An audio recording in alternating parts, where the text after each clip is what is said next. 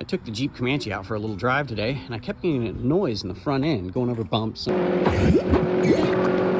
I think I've discovered what it is. This is the U-joint at the front axle on the right side.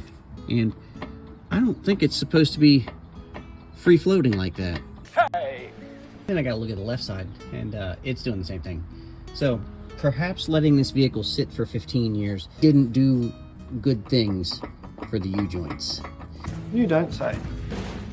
It's okay. U-joints are cheap. It's just a lot of labor to get them out. But you know what? Hey, guess that'll be an episode.